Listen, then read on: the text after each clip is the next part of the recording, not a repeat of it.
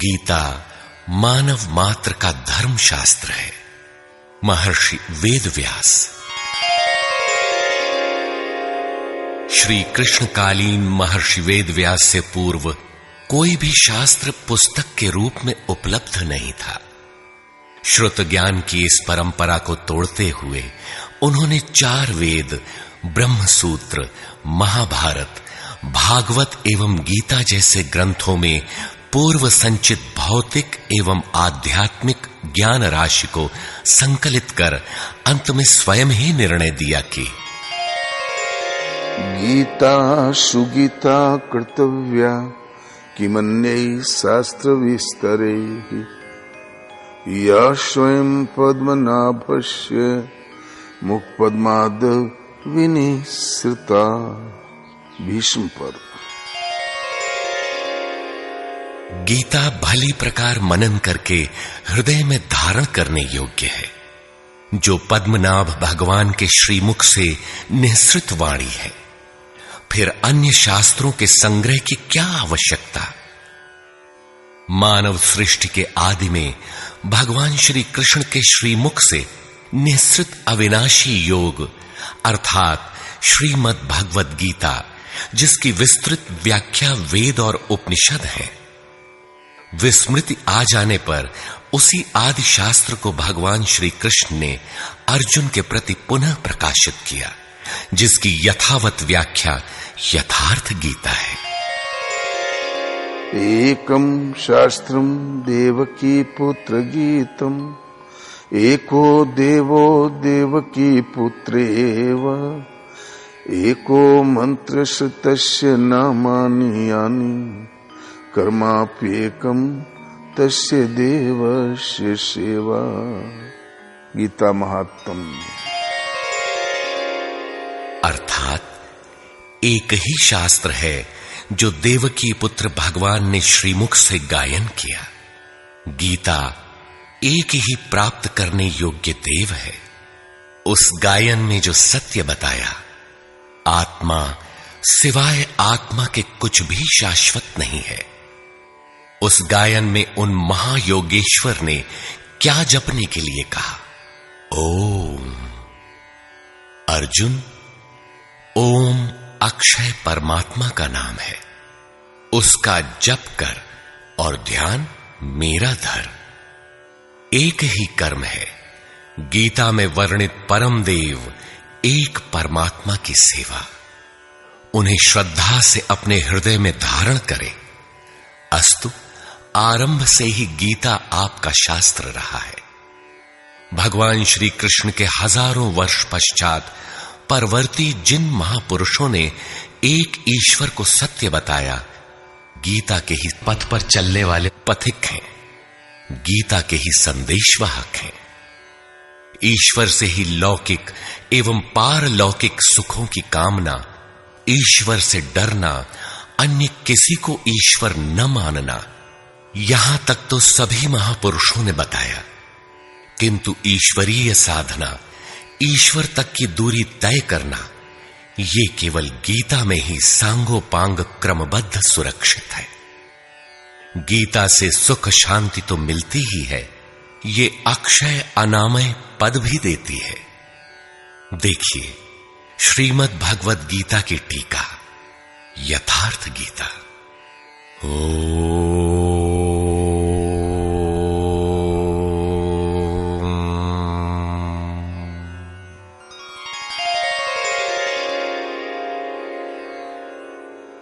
धर्म सिद्धांत 1।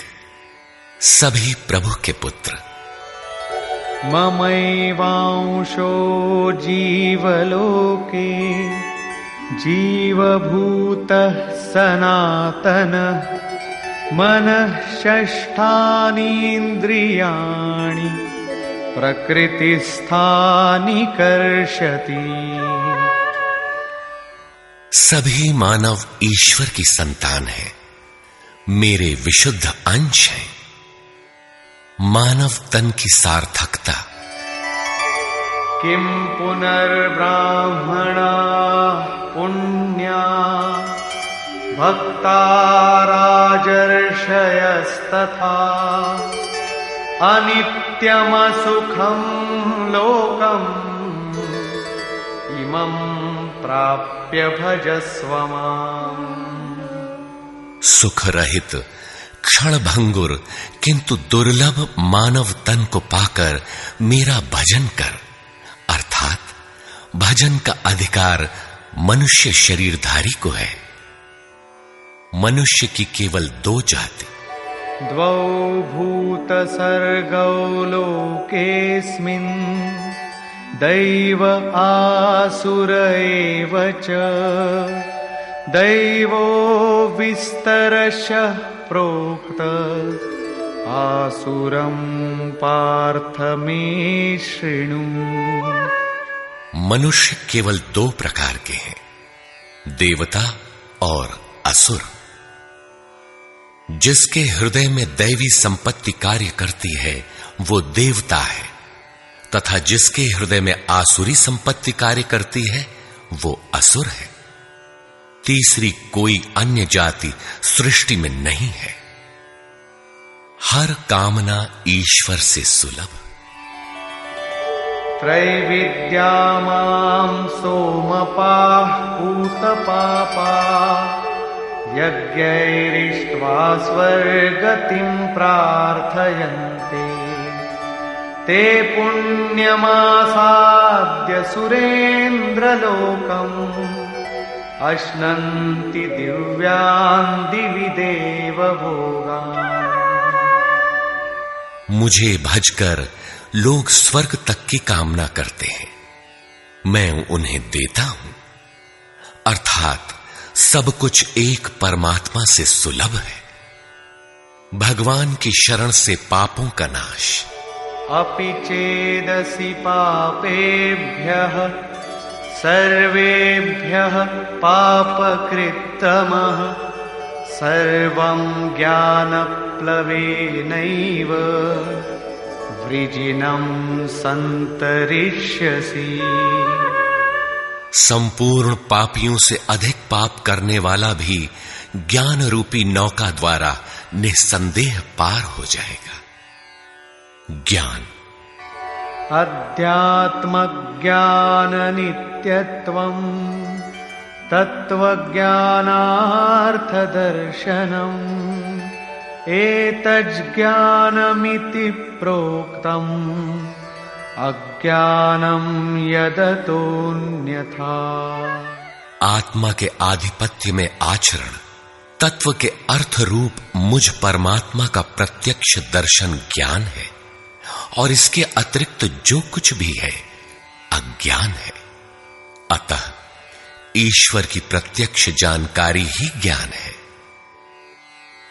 भजन का अधिकार सबको। अपि चेत् सुदुराचारो भजते मामनन्यभाक् साधुरेव समन्तव्यः सम्यग् व्यवसितो हि सः।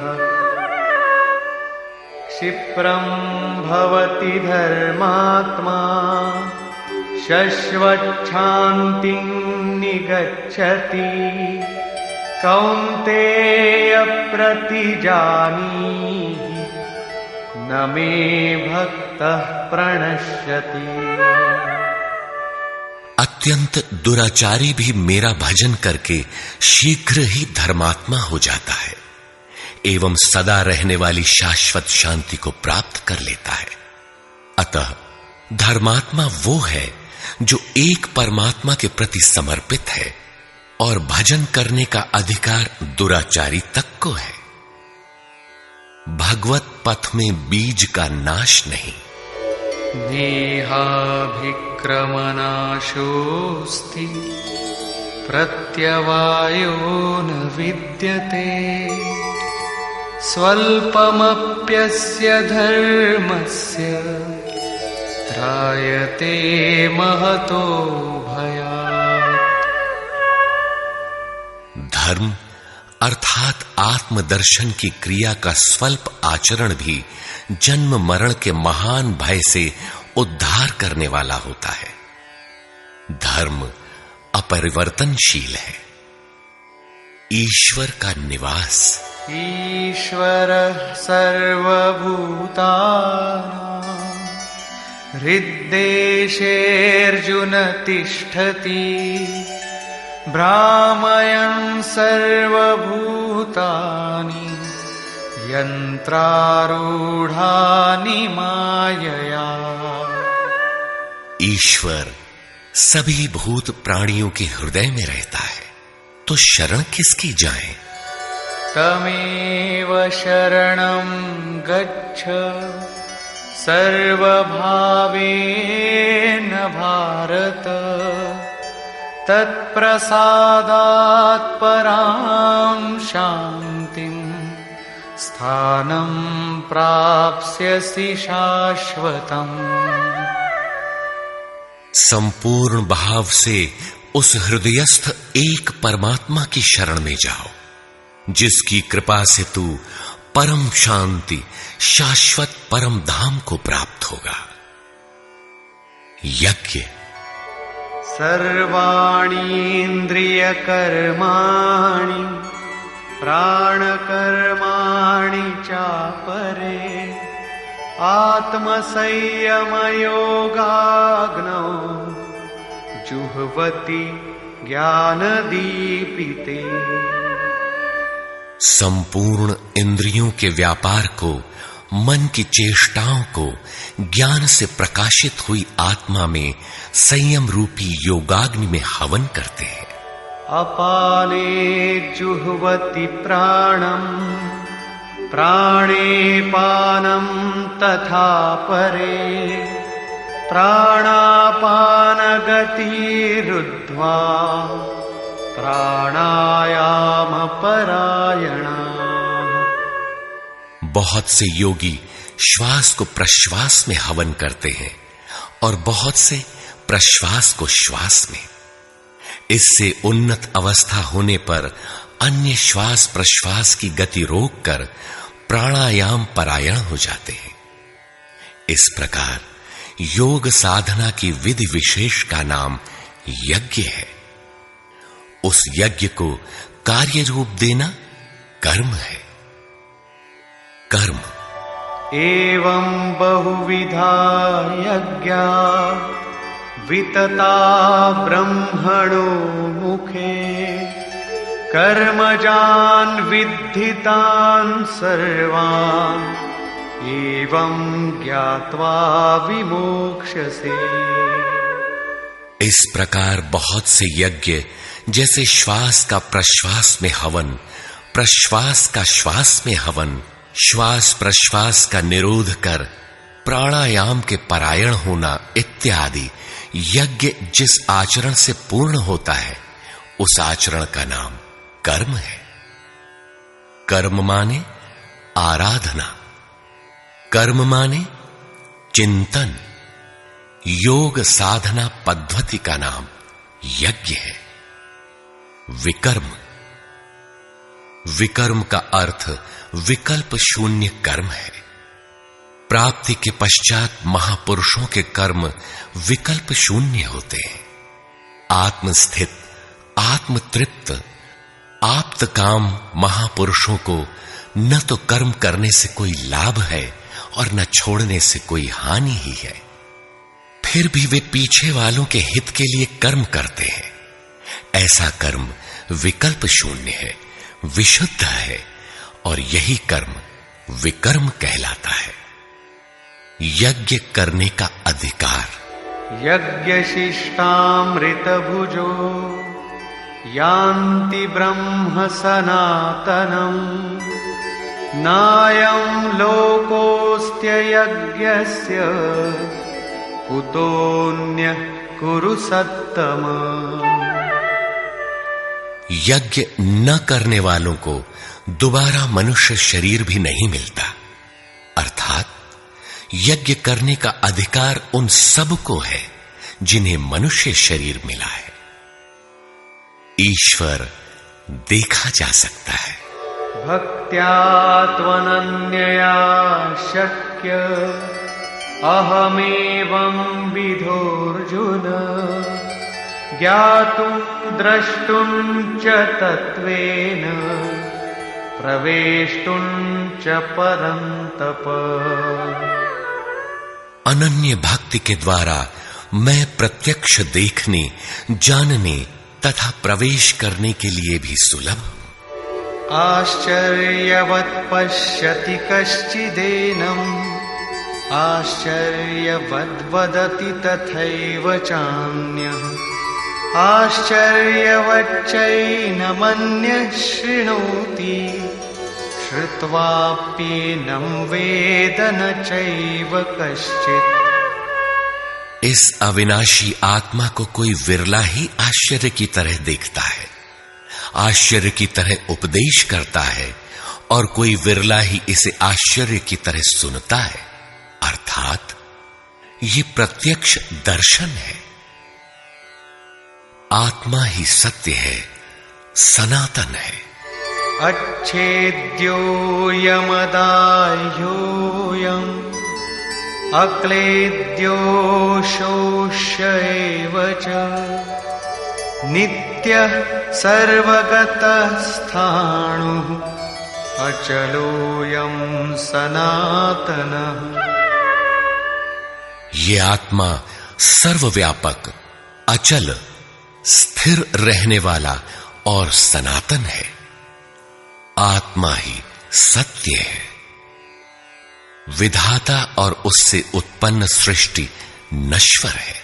आब्रह्म भुवनाल्लोकाः पुनरावर्तिनोऽर्जुन, मामुपेत्य तु कौन्तेय पुनर्जन्म न विद्यते।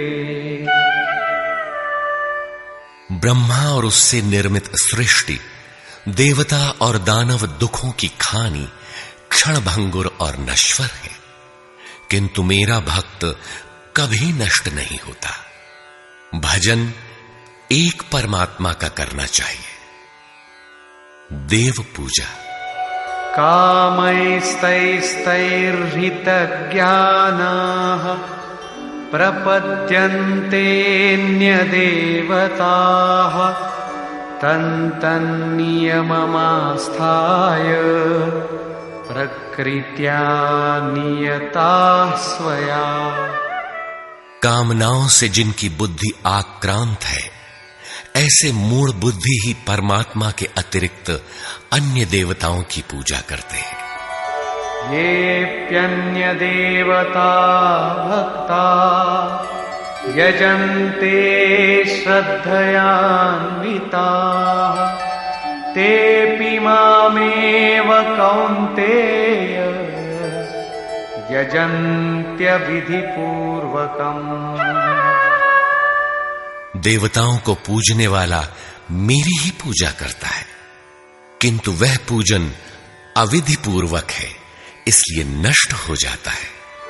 यजन्ते सात्विका देवान् यक्षरक्षांसि राजसाः, प्रेतान् भूतगणांश्चान्ये यजन्ते तामसा जनाः। अर्जुन, शास्त्र विधि को त्याग कर भजने वाले सात्विक श्रद्धा वाले देवताओं को, राजस पुरुष यक्ष राक्षसों को और तामस पुरुष भूत प्रेतों को पूजते हैं, किंतु कर्षयन्तः शरीरस्थम् भूतग्राममचेतसः, मां चैवान्तः शरीरस्थम् तान् विद्यासुरनिश्चयान्। वे शरीर रूप से स्थित भूत समुदाय और अंतर्यामी रूप में स्थित मुझ परमात्मा को कृश करने वाले हैं। उनको तू असुर जान, अर्थात देवताओं को पूजने वाले भी आसुरी वृत्ति के अंतर्गत हैं। अधम।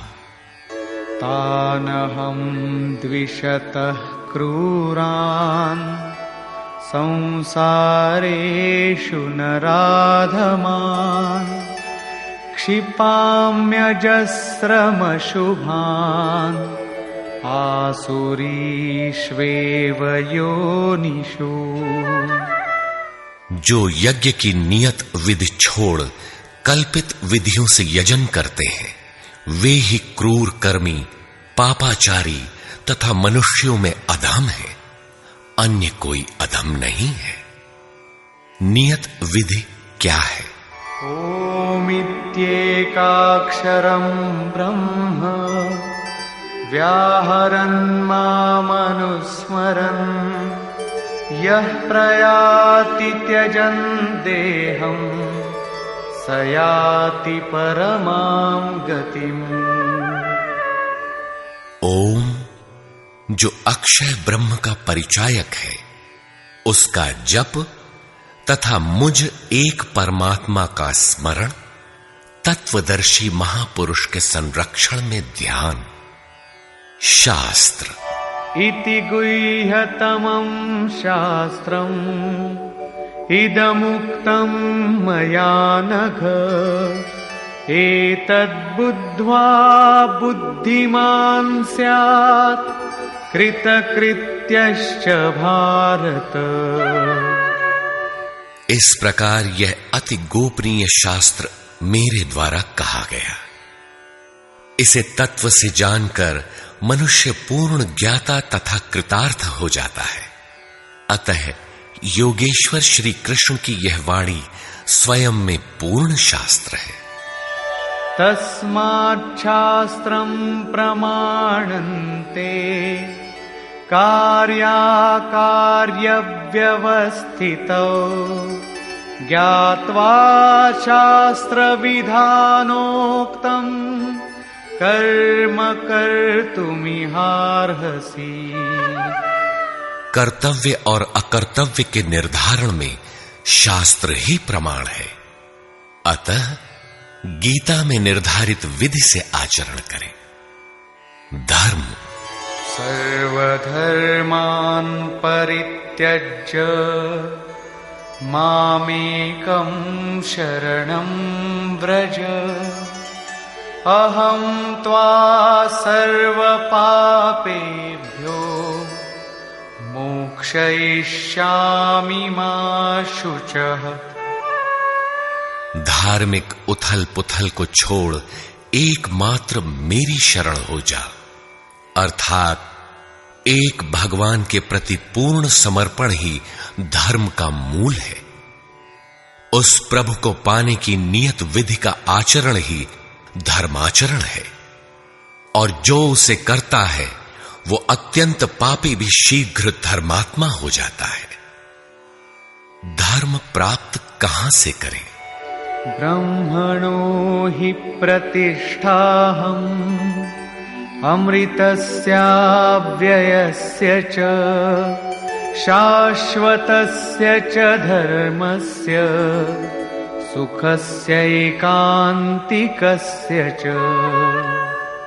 उस अविनाशी ब्रह्म का, अमृत का, शाश्वत धर्म का और अखंड एक रस आनंद का मैं ही आश्रय हूं, अर्थात परमात्म स्थित सद्गुरु ही इन सब का आश्रय है। नोट: विश्व के सारे धर्मों की सत्यधारा एक ईश्वर गीता का ही प्रसारण है।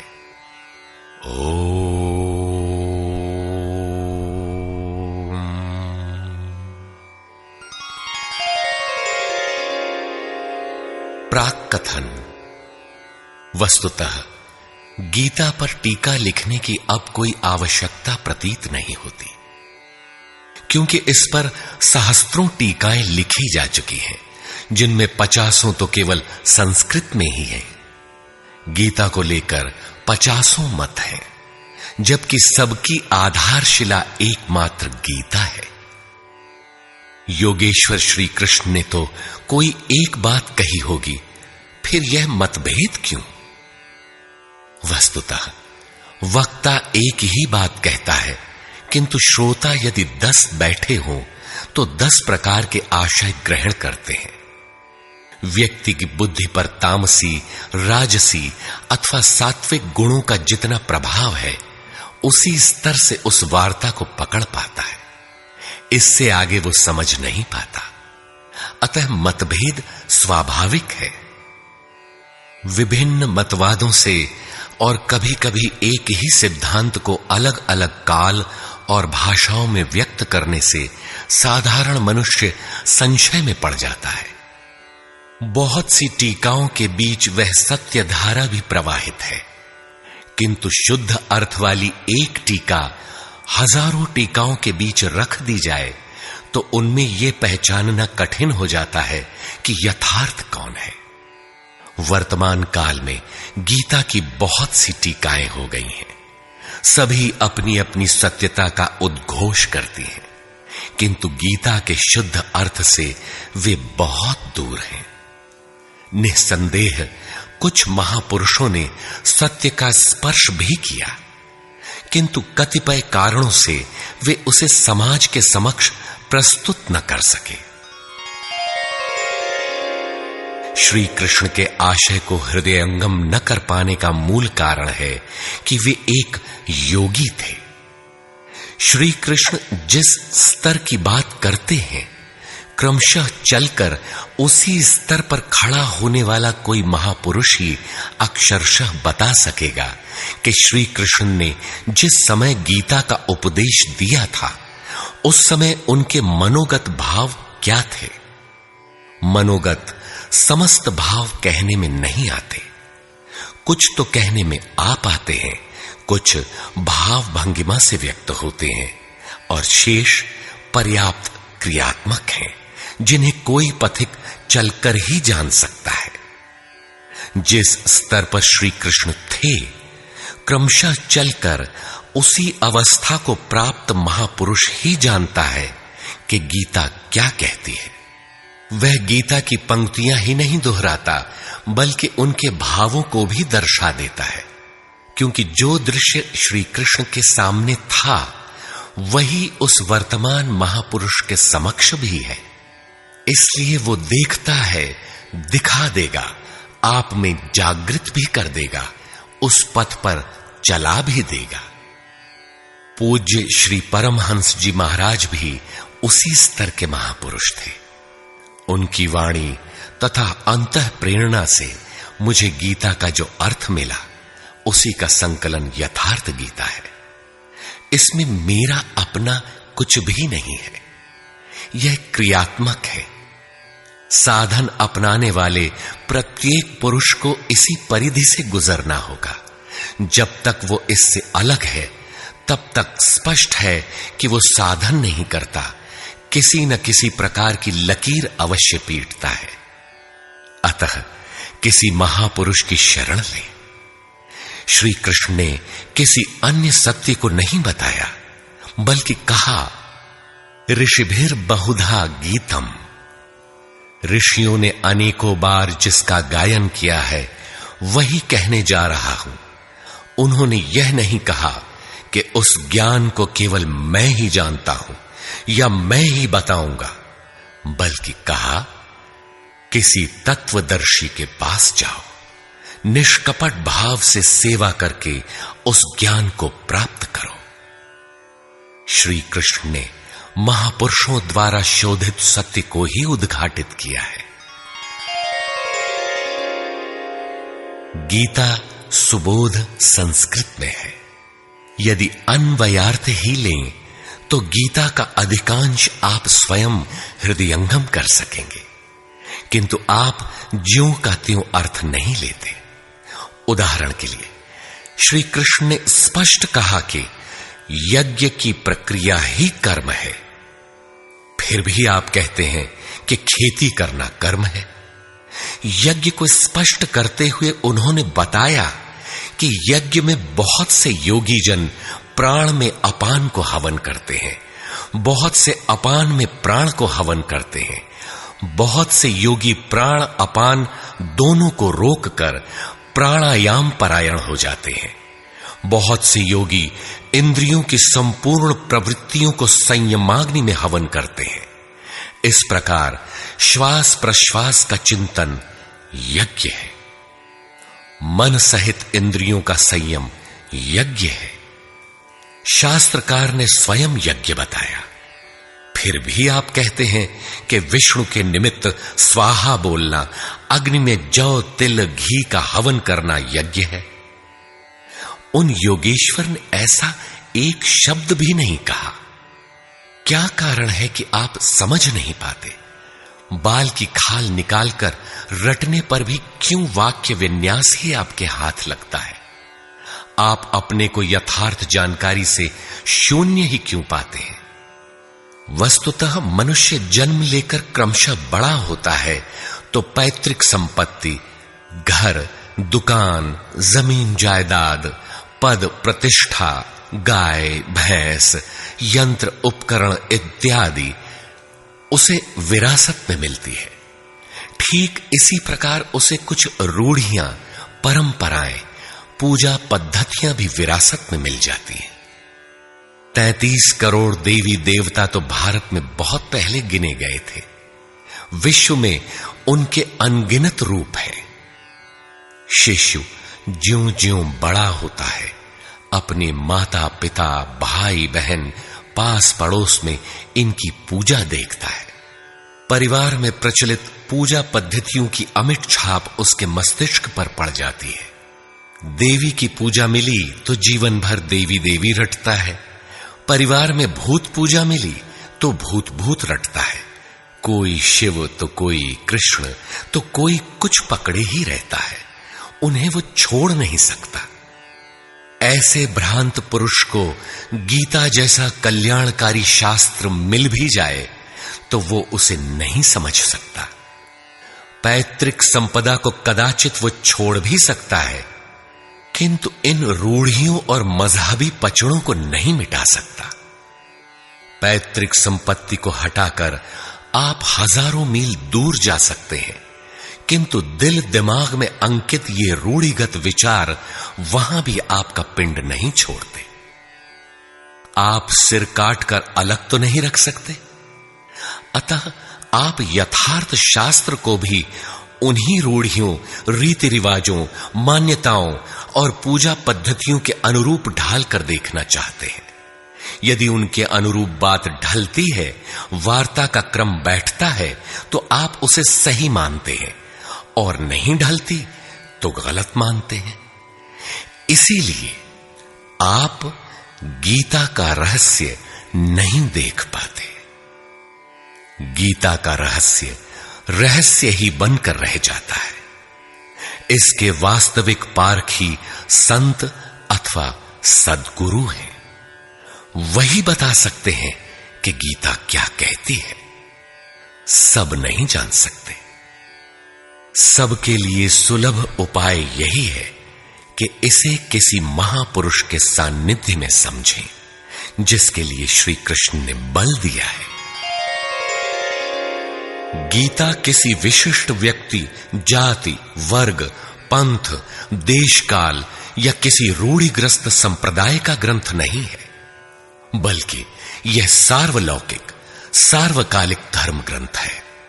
यह प्रत्येक देश, प्रत्येक जाति तथा प्रत्येक स्तर के प्रत्येक स्त्री पुरुष के लिए, सबके लिए है। केवल दूसरों से सुनकर या किसी से प्रभावित होकर मनुष्य को ऐसा निर्णय नहीं लेना चाहिए जिसका प्रभाव सीधे उसके अपने अस्तित्व पर पड़ता हो। पूर्वाग्रह की भावना से मुक्त होकर सत्यान्वेषियों के लिए यह आर्ष ग्रंथ आलोक स्तंभ है। हिंदुओं का आग्रह है कि वेद ही प्रमाण है। वेद का अर्थ है ज्ञान, परमात्मा की जानकारी। परमात्मा न संस्कृत में है न संहिताओं में। पुस्तक तो उसका संकेत मात्र है। वह वस्तुतः हृदय में जागृत होता है।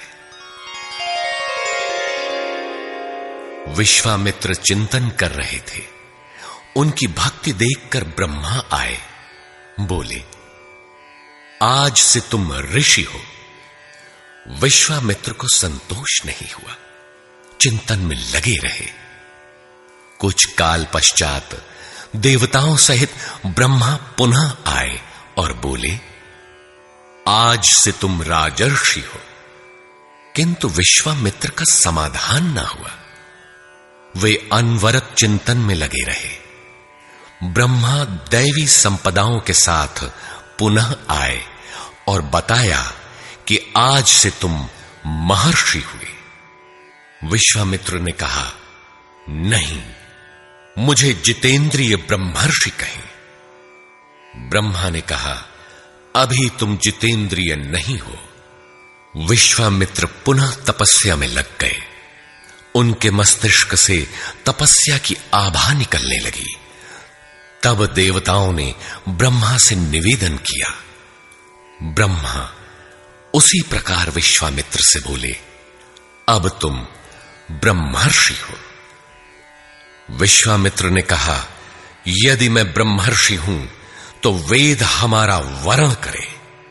वेद विश्वामित्र के हृदय में उतर आया। जो तत्व विदित नहीं था, विदित हो गया। यही वेद है, न कि पोथी। जहां विश्वामित्र रहते थे, वहां वेद रहता था।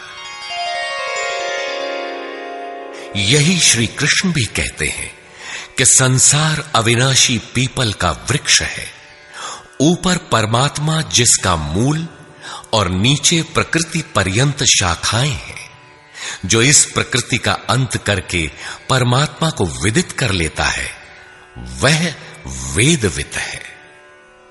अर्जुन, मैं भी वेदवित हूं। अतः प्रकृति के प्रसार और अंत के साथ परमात्मा की अनुभूति का नाम वेद है। यह अनुभूति ईश्वर प्रदत्त है। इसलिए वेद को अपौरुषेय कहा जाता है। महापुरुष अपौरुषेय होते हैं। उनके माध्यम से परमात्मा ही बोलता है। वे परमात्मा के संदेश प्रसारक अर्थात ट्रांसमीटर हो जाते हैं। केवल शब्द ज्ञान के आधार पर उनकी वाणी में निहित यथार्थ को परखा नहीं जा सकता। उन्हें वही जान पाता है जिसने क्रियात्मक पथ से चलकर इस अपौरुषेय स्थिति को पाया हो, जिसका पुरुष अर्थात अहं परमात्मा में विलीन हो चुका हो। वस्तुतः वेद अपौरुषेय है, किंतु बोलने वाले 100-150 महापुरुष ही थे। उन्हीं की वाणी का संकलन वेद कहलाता है। किंतु जब शास्त्र लिखने में आ जाता है तो सामाजिक व्यवस्था के नियम भी उसके साथ लिख दिए जाते हैं। महापुरुष के नाम पर जनता उनका भी पालन करने लगती है, यद्यपि धर्म से उनका दूर का भी संबंध नहीं रहता। आधुनिक युग में मंत्रियों के आगे पीछे घूमकर साधारण नेता भी अधिकारियों से अपना काम करा लेते हैं, जबकि मंत्री ऐसे नेताओं को जानते भी नहीं।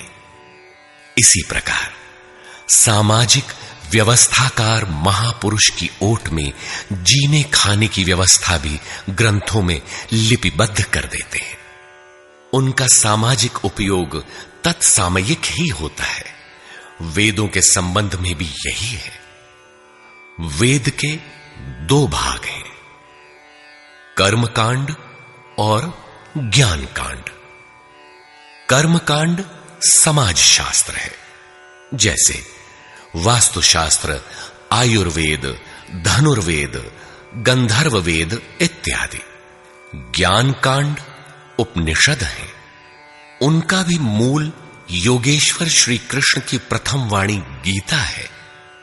सारांशत गीता अपौरुषेय परमात्मा से समुद्भूत उपनिषद सुधा का सार सर्वस्व है। इसी प्रकार प्रत्येक महापुरुष जो परम तत्व को प्राप्त कर लेता है, स्वयं में धर्म ग्रंथ है। उसकी वाणी का संकलन विश्व में कहीं भी हो, शास्त्र कहलाता है। किंतु कतिपय धर्मावलंबियों का यह कथन है कि जितना कुरान में लिखा है उतना ही सच है। अब कुरान नहीं उतरेगा। ईसा मसीह पर विश्वास किए बिना स्वर्ग नहीं मिल सकता। वह ईश्वर का इकलौता बेटा था। अब ऐसा महापुरुष नहीं हो सकता। उनकी रूढ़िवादिता है। यदि उसी तत्व को साक्षात कर लिया जाए तो वही बात फिर होगी। गीता सार्वभौम है। धर्म के नाम पर प्रचलित विश्व के समस्त धर्म ग्रंथों में गीता का स्थान अद्वितीय है। यह स्वयं में धर्मशास्त्र ही नहीं बल्कि अन्य धर्म ग्रंथों में निहित सत्य का मानदंड भी है। गीता वह कसौटी है जिस पर प्रत्येक धर्म ग्रंथ में अनुस्यूत सत्य अनावृत हो उठता है। परस्पर विरोधी कथनों का समाधान निकल आता है। प्रत्येक धर्म ग्रंथ में संसार में जीने खाने की कला और कर्म कांडों का बाहुल्य है। जीवन को आकर्षक बनाने के लिए उन्हें करने तथा न करने के रोचक भयानक वर्णनों से धर्म ग्रंथ भरे पड़े हैं। कर्म कांडों की इसी परंपरा को जनता धर्म समझने लगती है। जीवन निर्वाह की कला के लिए निर्मित पूजा पद्धतियों में देश काल और परिस्थितियों के अनुसार परिवर्तन स्वाभाविक है। धर्म के नाम पर समाज में कलह का यही एकमात्र कारण है। गीता इन क्षणिक व्यवस्थाओं से ऊपर उठकर आत्मिक पूर्णता में प्रतिष्ठित करने का क्रियात्मक अनुशीलन है, जिसका एक भी श्लोक भौतिक जीवन यापन के लिए नहीं है। इसका प्रत्येक श्लोक आपसे आंतरिक युद्ध आराधना की मांग करता है। तथाकथित धर्म ग्रंथों की भांति यह आपको स्वर्ग या नरक के द्वंद्व में फंसाकर नहीं छोड़ता, बल्कि उस अमरत्व की उपलब्धि कराता है जिसके पीछे जन्म मृत्यु का बंधन नहीं रह जाता। प्रत्येक महापुरुष की अपनी शैली और कुछ अपने विशिष्ट शब्द होते हैं। योगेश्वर श्री कृष्ण ने भी गीता में कर्म, यज्ञ, वर्ण संकर, युद्ध, क्षेत्र, ज्ञान इत्यादि शब्दों पर बार बार बल दिया है। इन शब्दों का अपना आशय है और पुनरावृत्ति में भी इनका अपना सौंदर्य है। हिंदी रूपांतरण में इन शब्दों को उसी आशय में लिया गया है तथा आवश्यक स्थलों की व्याख्या भी की गई है।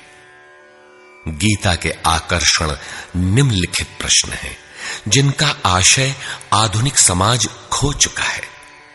वे इस प्रकार हैं जिन्हें यथार्थ गीता में आप पाएंगे। श्री कृष्ण एक योगेश्वर थे। सत्य, आत्मा ही सत्य है। सनातन, आत्मा सनातन है, परमात्मा सनातन है। सनातन धर्म परमात्मा से मिलाने वाली क्रिया है। युद्ध दैवी एवं आसुरी संपदाओं का संघर्ष युद्ध है।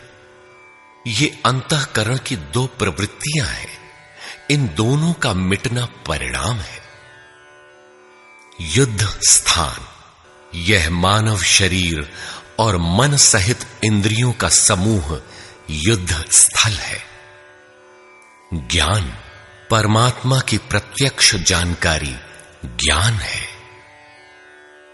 योग, संसार के संयोग वियोग से रहित अव्यक्त ब्रह्म के मिलन का नाम योग है। ज्ञान योग, आराधना ही कर्म है। अपने पर निर्भर होकर कर्म में प्रवृत्त होना ज्ञान योग है। निष्काम कर्म योग, इष्ट पर निर्भर होकर समर्पण के साथ कर्म में प्रवृत्त होना निष्काम कर्म योग है। श्री कृष्ण ने किस सत्य को बताया? श्री कृष्ण ने उसी सत्य को बताया जिसको तत्वदर्शियों ने पहले देख लिया था और आगे भी देखेंगे।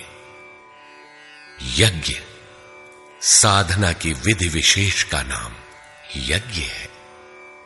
कर्म, यज्ञ को कार्य रूप देना ही कर्म है।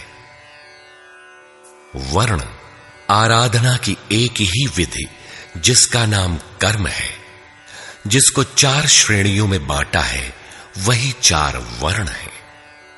ये एक ही साधक का ऊंचा नीचा स्तर है, न कि जाति।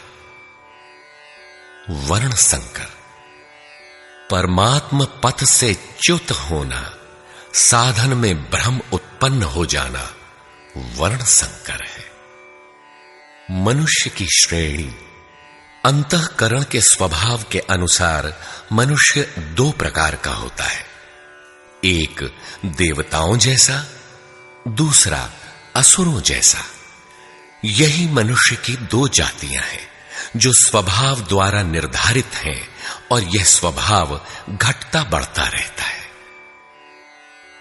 देवता, हृदय देश में परम देव परमात्मा का देवत्व अर्जित कराने वाले गुणों का समूह है। बाह्य देवताओं की पूजा कामनाओं से जिनकी बुद्धि आक्रांत है, ऐसे अविवेकी और मूढ़ बुद्धि की देन है।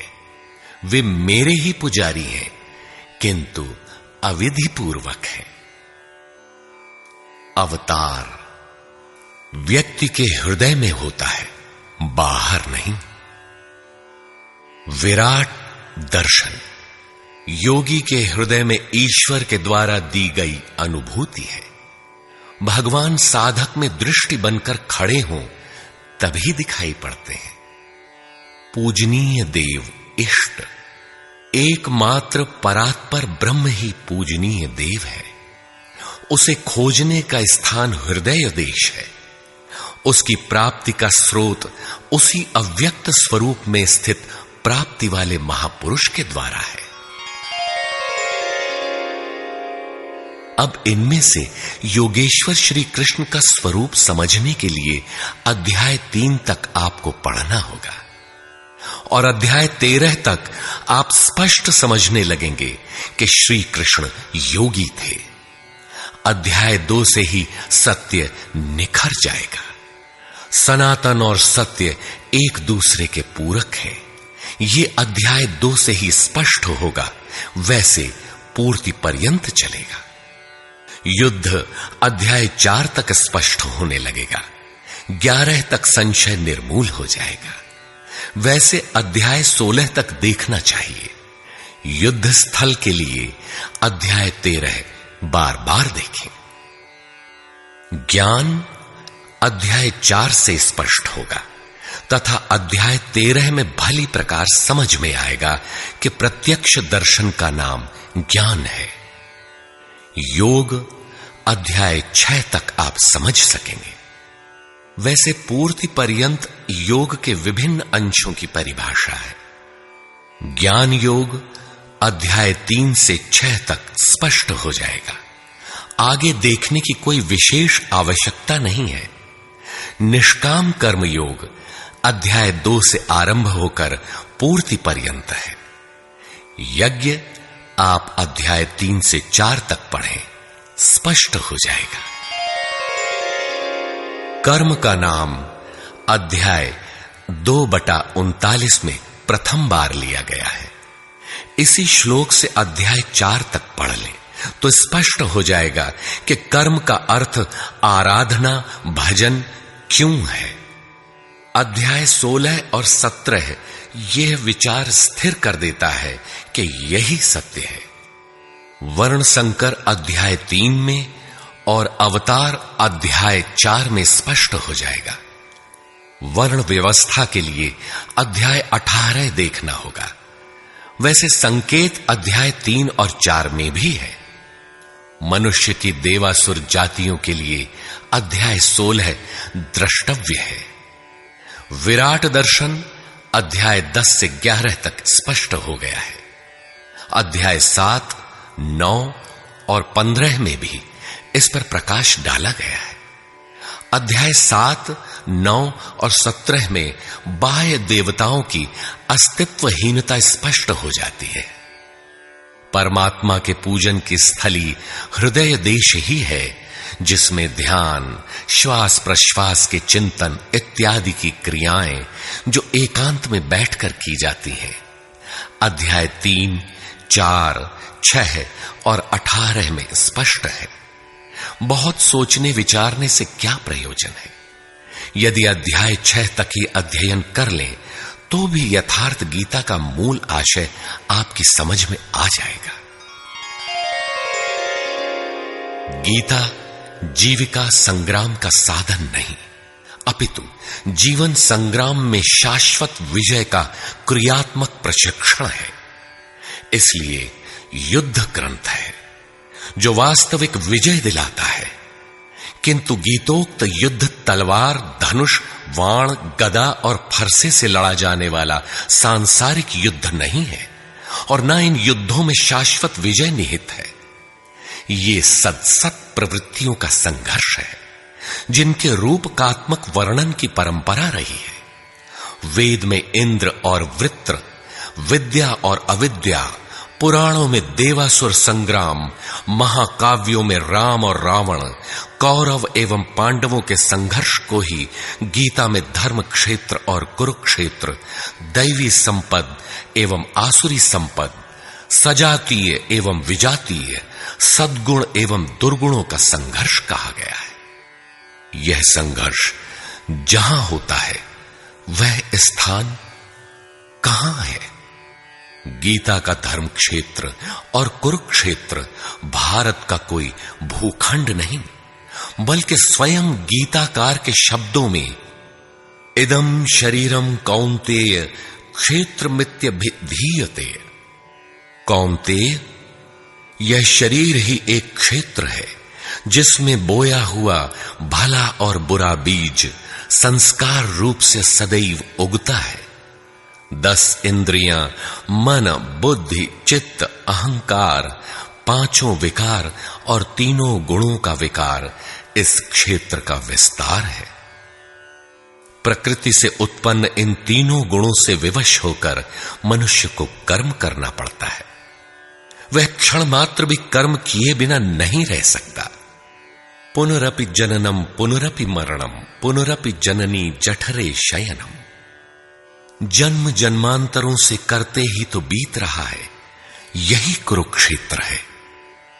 सद्गुरु के माध्यम से साधना के सही दौर में पढ़कर साधक जब परम धर्म परमात्मा की ओर अग्रसर होता है, तब यह क्षेत्र धर्म क्षेत्र बन जाता है।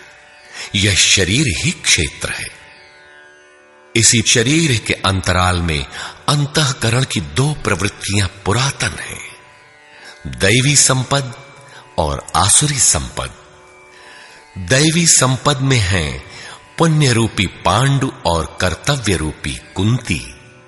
पुण्य जागृत होने से पहले मनुष्य जो कुछ भी कर्तव्य समझकर करता है, अपनी समझ से वह कर्तव्य ही करता है, किंतु उससे कर्तव्य होता नहीं, क्योंकि पुण्य के बिना कर्तव्य को समझा ही नहीं जा सकता। कुंती ने पांडु से संबंध होने से पूर्व जो कुछ भी अर्जित किया वह था कर्ण। आजीवन कुंती के पुत्रों से लड़ता रह गया। पांडवों का दुर्धर्ष शत्रु यदि कोई था तो वह था कर्ण। विजातीय कर्म ही कर्ण है जो बंधनकारी है, जिससे परंपरागत रूढ़ियों का चित्रण होता है। पूजा पद्धतियां पिंड नहीं छोड़ती। पुण्य जागृत होने पर धर्म रूपी युधिष्ठिर, अनुराग रूपी अर्जुन, भाव रूपी भीम, नियम रूपी नकुल, सत्संग रूपी सहदेव, सात्विकता रूपी सात्यकी, काया में सामर्थ्य रूपी काशीराज, कर्तव्य के द्वारा भव पर विजय कुंती भोज इत्यादि इष्टोन्मुखी मानसिक प्रवृत्तियों का उत्कर्ष होता है, जिनकी गणना 7 अक्षौहिणी है। अक्ष दृष्टि को कहते हैं। सत्यमयी दृष्टिकोण से जिसका गठन है वह है दैवी संपद। परम धर्म परमात्मा तक की दूरी तय कराने वाली ये 7 सीढ़ियां, 7 भूमिकाएं हैं न कि कोई गणना विशेष। वस्तुतः ये प्रवृत्तियां अनंत हैं। दूसरी ओर है कुरुक्षेत्र, जिसमें 10 इंद्रियां और 1 मन 11 अक्षौहिणी सेना है। मन सहित इंद्रियमयी दृष्टिकोण से जिसका गठन है वह है आसुरी संपद, जिसमें है अज्ञान रूपी धृतराष्ट्र, जो सत्य को जानते हुए भी अंधा बना रहता है। उसकी सहचारिणी है गांधारी, इंद्रिय आधार वाली प्रवृत्ति। इनके साथ हैं मोह रूपी दुर्योधन, दुर्बुद्धि रूपी दुःशासन, विजातीय कर्म रूपी कर्ण, भ्रम रूपी भीष्म, द्वैत के आचरण रूपी द्रोणाचार्य, आसक्ति रूपी अश्वत्थामा, विकल्प रूपी विकर्ण, अधूरी साधना में कृपा के आचरण रूपी कृपाचार्य, और इन सब के बीच जीव रूपी विदुर है, जो रहता है अज्ञान में, किंतु दृष्टि सदैव पांडवों पर है। पुण्य से प्रवाहित प्रवृत्ति पर है, क्योंकि आत्मा परमात्मा का शुद्ध अंश है। इस प्रकार आसुरी संपद भी अनंत है। क्षेत्र एक ही है, यह शरीर, इसमें लड़ने वाली प्रवृत्तियां 2 हैं। एक प्रकृति में विश्वास दिलाती है, नीच अधम योनियों का कारण बनती है, तो दूसरी परम पुरुष परमात्मा में विश्वास और प्रवेश दिलाती है। तत्वदर्शी महापुरुष के संरक्षण में क्रमशः साधन करने पर दैवी संपत्ति का उत्कर्ष और आसुरी संपत्ति का सर्वथा शमन हो जाता है। जब कोई विकार ही नहीं रहा, मन का सर्वथा निरोध और निरुद्ध मन का भी विलय हो जाता है, तो दैवी संपत्ति की आवश्यकता समाप्त हो जाती है। अर्जुन ने देखा कि कौरव पक्ष के अनंतर पांडव पक्ष के योद्धा भी योगेश्वर में समाहित हो रहे हैं। पूर्ति के साथ दैवी संपत्ति भी विलीन हो जाती है। अंतिम शाश्वत परिणाम निकल आता है। इसके पश्चात महापुरुष यदि कुछ करता है तो केवल अनुयायियों के मार्गदर्शन के लिए ही करता है। लोक संग्रह की इसी भावना से महापुरुषों ने सूक्ष्म मनोभावों का वर्णन उन्हें ठोस स्थूल रूप देकर किया है। गीता छंदोबद्ध है, व्याकरण सम्मत है, किंतु इसके पात्र प्रतीकात्मक हैं। अमूर्त योग्यताओं के मूर्त रूप मात्र है। गीता के आरंभ में 30-40 पात्रों का नाम लिया गया है, जिनमें आधे सजातीय हैं, आधे विजातीय। कुछ पांडव पक्ष के हैं, कुछ कौरव पक्ष के। विश्व रूप दर्शन के समय इनमें से 4-6 नाम पुनः आए हैं, अन्यथा संपूर्ण गीता में इन नामों की चर्चा तक नहीं है। एकमात्र अर्जुन ही ऐसा पात्र है जो आरंभ से अंत तक योगेश्वर के समक्ष है। वह अर्जुन भी केवल योग्यता का प्रतीक है, न कि व्यक्ति विशेष। गीता के आरंभ में अर्जुन सनातन कुल धर्म के लिए विकल है, किंतु योगेश्वर श्री कृष्ण ने इसे अज्ञान बताया और निर्देश दिया कि आत्मा ही सनातन है, शरीर नाशवान है, इसलिए युद्ध कर। इस आदेश से यह स्पष्ट नहीं होता कि अर्जुन कौरवों को ही मारे। पांडव पक्ष के भी शरीरधारी ही तो थे, दोनों ओर संबंधी ही तो थे। संस्कारों पर आधारित शरीर क्या तलवार से काटने पर समाप्त हो सकेगा? जब शरीर नाशवान है, जिसका अस्तित्व है ही नहीं, तो अर्जुन कौन था? श्री कृष्ण किसकी रक्षा में खड़े थे? क्या किसी शरीरधारी की रक्षा में खड़े थे? श्री कृष्ण ने कहा, जो शरीर के लिए परिश्रम करता है वह पापायु मूढ़ बुद्धि पुरुष व्यर्थ ही जीता है। यदि श्री कृष्ण किसी शरीरधारी की रक्षा में खड़े हैं, तब तो वे भी मूढ़ बुद्धि हैं, व्यर्थ ही जीने वाले हैं। वस्तुतः अनुराग ही अर्जुन है, अनुरागी के लिए महापुरुष सदैव खड़े हैं। अर्जुन शिष्य था और श्री कृष्ण एक सद्गुरु थे। विनयावनत होकर उसने कहा, धर्म के मार्ग में मोहित चित्त मैं आपसे पूछता हूं, जो श्रेय अर्थात परम कल्याणकारी हो वह उपदेश मेरे प्रति कहिए। अर्जुन श्रेय चाहता था, प्रेय अर्थात भौतिक पदार्थ नहीं। केवल कहिए ही नहीं, साधिए, संभालिए। मैं आपका शिष्य हूं, आपकी शरण में हूं। इसी प्रकार गीता में स्थान स्थान पर स्पष्ट है कि अर्जुन आर्त अधिकारी है और योगेश्वर श्री कृष्ण एक सद्गुरु हैं। वे सद्गुरु अनुरागी के साथ सदैव रहते हैं, उनका मार्गदर्शन करते हैं। जब भावुकतावश कोई व्यक्ति पूज्य महाराज जी के पास रहने का आग्रह करने लगता है, तब वे कहा करते थे, जाओ, शरीर से कहीं रहो, मन से मेरे पास आते रहो। प्रातः सायं राम शिव ओम किसी 1, 2, 2.5 अक्षर के नाम का जाप करो और मेरे स्वरूप का हृदय में ध्यान धरो। 1 मिनट भी स्वरूप पकड़ लोगे तो जिसका नाम भजन है वो मैं तुम्हें दूंगा। इससे अधिक पकड़ने लगोगे तो हृदय से रथी बनकर सदैव तुम्हारे साथ रहूंगा। जब सुरत पकड़ में आ जाती है तो इसके बाद महापुरुष इतना ही पास में रहते हैं जितना हाथ, पांव, नाक, कान इत्यादि आपके पास है। आप हजारों किलोमीटर दूर क्यों ना हो, वह सदैव समीप है। मन में विचारों के उठने से भी पहले वे मार्गदर्शन करने लग जाते हैं। अनुरागी के हृदय में वह महापुरुष सदैव आत्मा से अभिन्न होकर जागृत रहते हैं। अर्जुन अनुराग का प्रतीक है। गीता के 11वें अध्याय में योगेश्वर श्री कृष्ण का ऐश्वर्य देखने पर अर्जुन अपनी क्षुद्र त्रुटियों के लिए क्षमा याचना करने लगा। श्री कृष्ण ने क्षमा किया और याचना के अनुरूप सौम्य स्वरूप में आकर कहा, अर्जुन, मेरे स्वरूप को न पहले किसी ने देखा है और न भविष्य में कोई देख सकेगा।